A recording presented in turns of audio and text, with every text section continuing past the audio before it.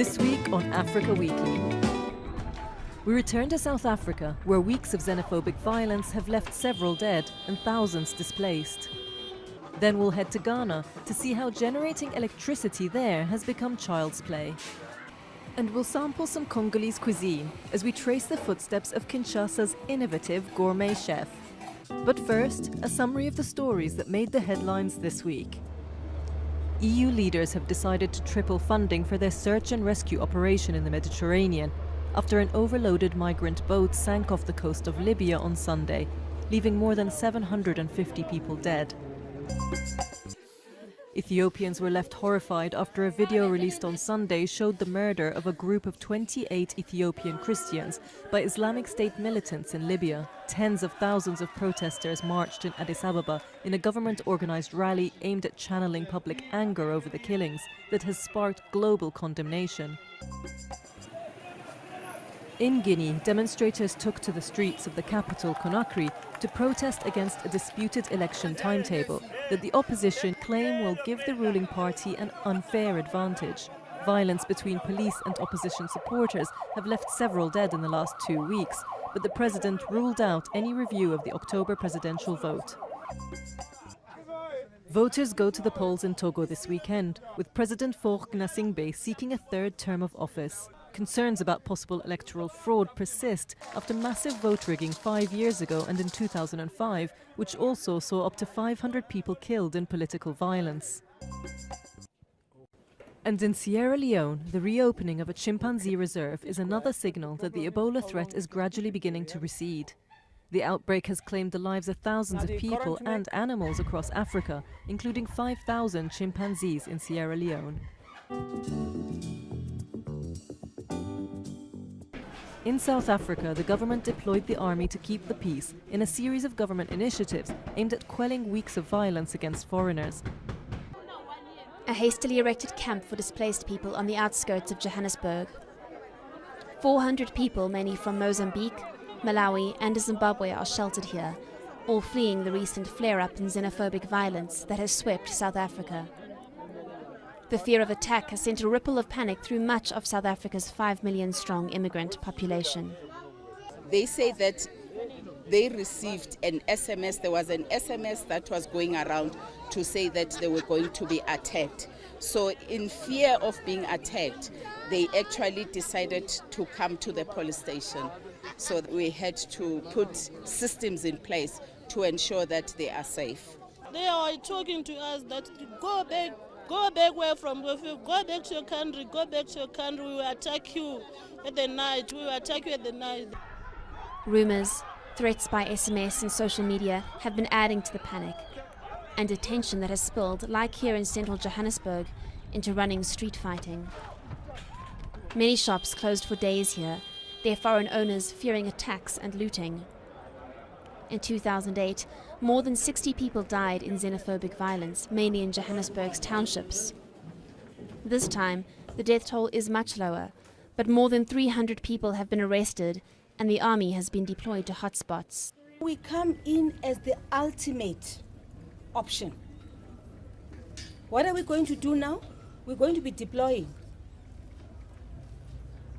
We're going to deploy because we know in the first instance that the presence of the South African National Defence Force will serve as a deterrent. Hundreds of South Africa's immigrants have already left, like these Malawians arriving in Blantyre by bus. At night, in some places, some unemployed South Africans have been burning buildings and cars and looting shops. With unemployment around 25% in South Africa, soaring to over 50% among young people, workers from Asia or from other African countries often become the target of resentment and frustration. We complain because other people from the hostel are not working. Even me, I'm not working. But now I'm trying to tell this guy to go back home. The king of South Africa's Zulus, accused of having fomented the hatred with a speech blaming immigrants for rising crime, has since called for calm. Marches and candlelit vigils have also sought to calm tensions in South Africa, but the threat of further attacks is far from extinguished.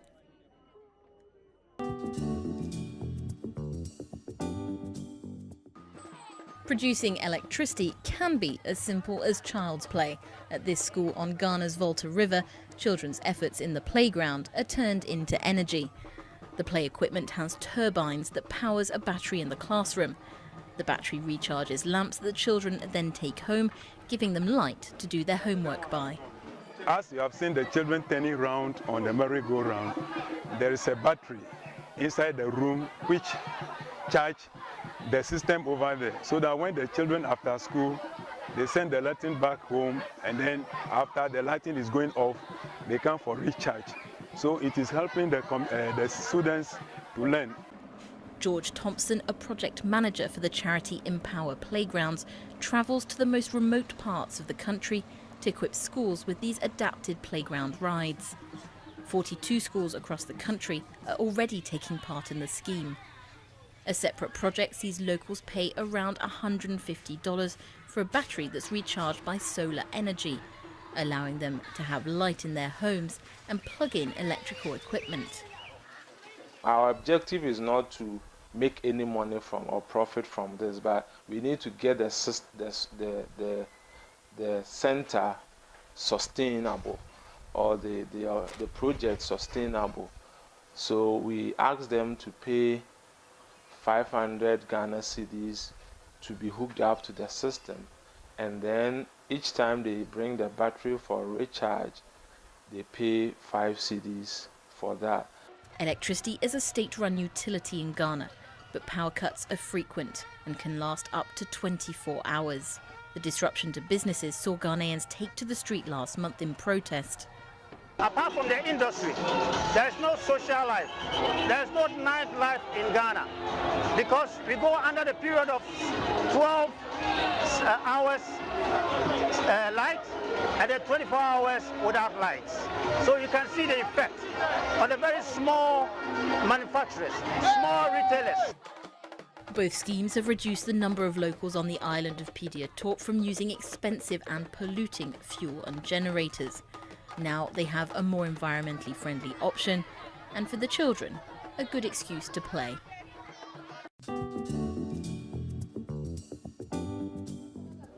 Top quality organic vegetables fresh from the farm, destined for this restaurant in Kinshasa.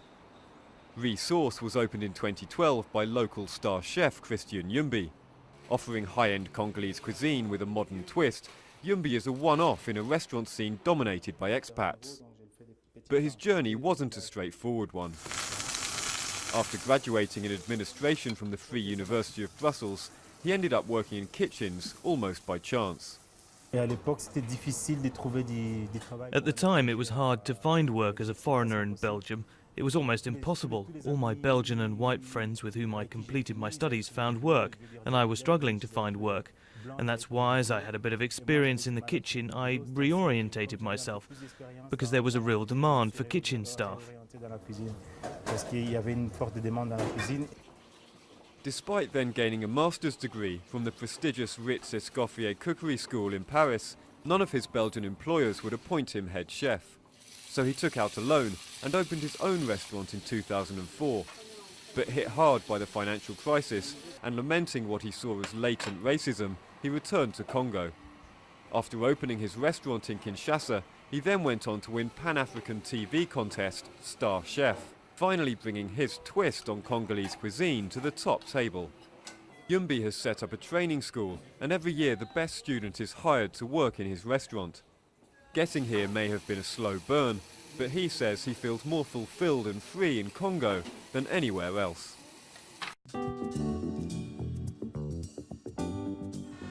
A boat regatta in Nigeria featuring beautifully adorned boats and yachts crossed Lagos Lagoon at the weekend with the theme celebrating the aquatic splendor of Lagos. Next week we will go to Somalia, where the banana industry is bouncing back after 2 decades of conflict decimated the country's economy. And we will visit Abidjan Zoo, where the arrival of 3 new lions marks a turning point for Ivory Coast that has struggled to recover after civil war broke out in 2010. That's all from us at Africa Weekly. Until next week.